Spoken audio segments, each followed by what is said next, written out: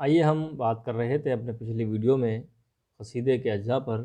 قصیدے کا پہلا تشبیب اجزاء ہوتا ہے، دوسرا گریز، تیسرا مدح، اور آخری اجزاء جو ہوتا ہے وہ دعا ہوتا ہے۔ اس کے متعلق ہم اپنی اس ویڈیو میں بات کرتے ہیں۔ قصیدے کا آخری جز دعا ہے۔ یہ حصہ مدح کے بعد آتا ہے۔ شاعر عام طور پر دعا کے ضمن میں پہلے عرض مدح کے طور پر حسن طلب بھی پیش کرتا ہے۔ اس میں قصیدہ گو اپنے نجی حالات کبھی مختصر اور کبھی مفصل بیان کرتا ہے، اور پھر ممدوح کو دعا دیتا ہے اور اس کے دشمنوں کے لیے بد دعا کرتا ہے۔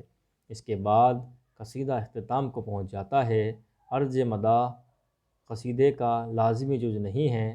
جن شعراء نے اسے اختیار کیا ہے، ان میں سے بیشتر نے اسے بہت خوبصورت انداز سے پیش کیا ہے۔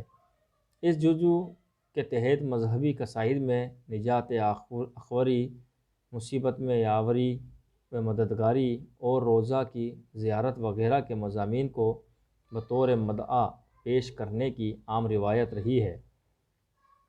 حسن طلب کا معیار یہ ہے کہ شاعر ممدوح کے سامنے اپنی حاجتوں اور ضرورتوں کو کچھ ایسے انداز میں پیش کرے کہ غدہ غری ظاہر نہ ہونے پائے۔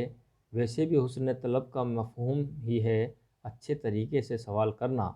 بعض قصیدہ نگاروں نے اس حصے میں عرض مدح اور دعا کے قطع کا بھی اضافہ کیا ہے، جس میں اپنی شاعری، قادر الکلامی اور نسلی برتری پر فخر کیا ہے۔ اس سلسلے میں مومن کا نام اہم ہے۔ بعض شاعروں نے قصیدے کا خاتمہ ساقی نامہ پر کیا ہے، لیکن یہ تمام باتیں قصیدے کے اس جزو کے متعلق بنیادی نہیں بلکہ ذیلی اور ضمنی ہیں۔ اصل اجزاء اور ان کی خصوصیات عرض مطلب اور دعا کے موضوع کے ساتھ ختم ہو جاتی ہیں۔ غرض کہ یہ جز ایسا ہے جس میں قصیدے کی نوعیت کے اعتبار سے موضوعات بھی بدل جاتے ہیں۔ مذہبی قصائد میں یہ موضوعات مختلف ہوتے ہیں، جبکہ مادی قصائد میں عرض مدح اور حسن طلب کا موضوع انعام و اکرام کے حصول کے سبب مختلف ہوتا ہے۔ کچھ قصائد کا اختتامیہ یا دعائیہ حصہ پیش کیا جاتا ہے، جس سے بخوبی اندازہ ہو جائے گا کہ مختلف شاعروں کا اس سلسلے میں کیسا رویہ رہا ہے۔ سودا نے قصیدہ در مداح و نسبت خاں میں اپنے حال اس طرح پیش کیا ہے۔ جوک نے بہادر شاہ ظفر کو ان الفاظ میں دعا دی ہے۔ اکثر شاعروں نے مذہبی قصائد کے آخر میں عموماً ممدوح کے دوستوں کو دعا اور دشمنوں کو بد دعا دی ہے، لیکن محسن کاکوری جو خالص نعت گو شاعر ہیں، ان کے یہاں قصیدے کا اختتام مختلف انداز میں ہوا ہے۔ مثلاً وہ اپنے مشہور نعتیہ لامیہ قصیدے میں مدح کے آخر میں خود فرماتے ہیں کہ اب مناجات کی طرف رخ کیا جائے کیونکہ ہم اس کی ضرورت مند ہیں۔ محسن اب کیجئے گلزار مناجات کی شیر کہ عذابت کا چلا آتا ہے گھرتا بادل۔ اس کے بعد شاعر نے اپنے لیے حضور کی شفاعت کو متوجہ کیا ہے اور موت کے وقت اور میدان حشر میں حضور صلی اللہ علیہ وسلم کے ساتھ ہونے کے لیے دعا کی ہے۔ سودا نے اپنے قصیدہ در نعت کا اختتام بالکل نئے انداز میں کیا ہے۔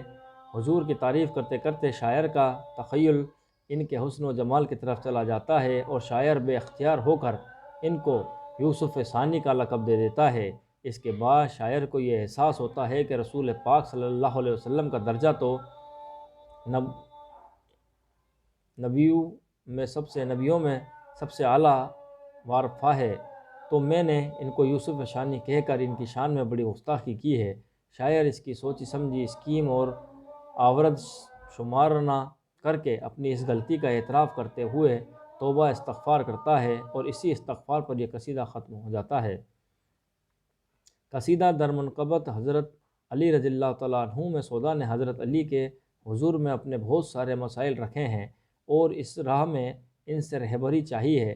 اس قصیدے کو لکھنے کی کچھ غرض و غایت ہے جو خود سودا ان الفاظ میں بیان کرتے ہیں، اور ذیل کے آخری دو شعروں پر قصیدہ ختم ہو جاتا ہے۔ غالب نے اپنے قصیدہ درملکت حضرت علی کا اختتام اس طرح کیا ہے، یہ اشعار دیکھیے: غرض کے فنی اعتبار سے قصیدے کی شعوری اور معنوی خط و خال نہایت واضح اور منفرد ہیں۔ قصیدہ محض قافیہ اور ردیف کے مقررہ ترتیب کا نام نہیں ہے، بلکہ اس کے ساتھ اس میں موضوع، طرز فکر، اسلوب بیان اور اجزائے ترکیبی کی مخصوص اور کلاسیکی روایات بھی کار فرما رہی ہیں۔ دوسرے الفاظ میں قصیدہ دراصل شعر کی ایک عروضی ترکیب کا نام ہے جو اس کے اجزائے ترکیبی کے ساتھ مقید ہے۔ قصیدے کا غالب موضوع درباری اور مذہبی مداحی ہے، لیکن یہ اسی کے ساتھ محدود و مخصوص نہیں ہے۔ مدح کے علاوہ شعر عصوب، خشوع اور دوسرے مضامین بھی قصیدے کے موضوعات بنتے رہے ہیں۔ قصیدے کو دوسری اصناف سخن، خصوصاً غزل پر جو امتیاز حاصل ہے وہ زور بیان، بلند پروازی، تخیل اور شکوہ الفاظ و تراکیب کی بنیاد پر ہے۔ اس کے کم سے کم اشعار کی ایک حد مقرر ہے جو جمہور کے نزدیک 16 سے 21 شعر تک ہے۔ زیادہ سے زیادہ اشعار کی کوئی خاص قید نہیں ہے۔ اردو میں قصیدے کی روایت فارسی اور عربی زبانوں سے آئی۔ مختصر یہ کہ عروضی ترکیب، اجزائے ترکیبی اور موضوع سے قطع نظر قصیدہ نام ہے ایک انداز بیاں کا، ایک طرز ادا کا، جس نے اردو شعر و ادب کی تاریخ میں ایک نمایاں مقام پیدا کر لیا تھا۔